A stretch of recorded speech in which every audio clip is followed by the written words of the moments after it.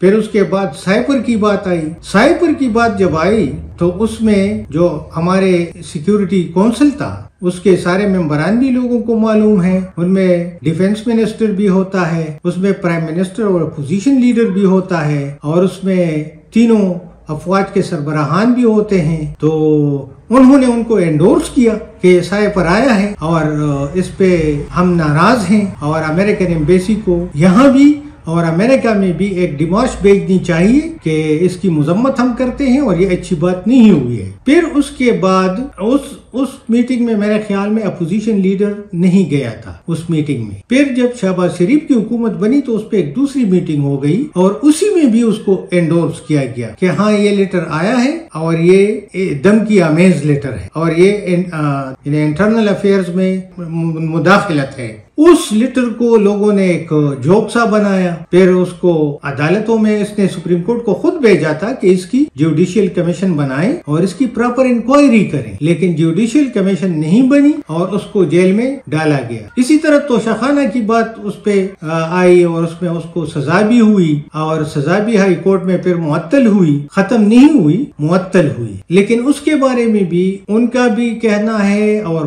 دوسرے لوگ بھی یہی کہتے ہیں کہ توشخانہ کے جو تحائف ہیں وہ دوسرے لیڈروں نے ان کے مقابلے میں کئی گنا زیادہ لیے ہیں اور ایسے تحائف لیے ہیں جو الاؤڈ بھی نہیں ہے. BMW کارز کی بھی بات آتی ہے اور قسم چیزوں کی بات آتی ہے. تو عوامی نظر یہ ہے کہ اس میں بھی اگر عمران خان سے آپ پوچھتے ہیں تو وہ دوسرے لوگوں سے بھی پوچھے جنہوں نے یہ تحائف جو الاؤڈ بھی نہیں تھے اور لوگوں نے لیے ہیں. تو اگر یہ مجرم ہے تو اس کو سزا دے دو. لیکن 16 مہینے کی حکومت جو شہباز شریف کی تھی اس میں سزا نہیں دی گئی اور ان کو جیل میں رکھا گیا. پھر یہ ایک سیاسی پارٹی تھی اور سیاسی پارٹی کا جو کام ہوتا ہے کہ وہ الیکشن میں حصہ لے لے, لوگوں کے پاس جائے, اپنا ایک منشور اور اپنے کچھ وعدے جھوٹے ہوں یا سچے ہوں وہ لوگوں کے پاس لے جائیں اور اسی کی بنیاد پر وہ ووٹ مانگتے ہیں. اور ووٹ جب مانگتے ہیں تو ان کی جتنی سیٹیں آتی ہیں ان کے پروپورشنل ان کو ریزرو سیٹس ملتے ہیں, اقلیتوں کے سیٹس, خواتین کے سیٹس,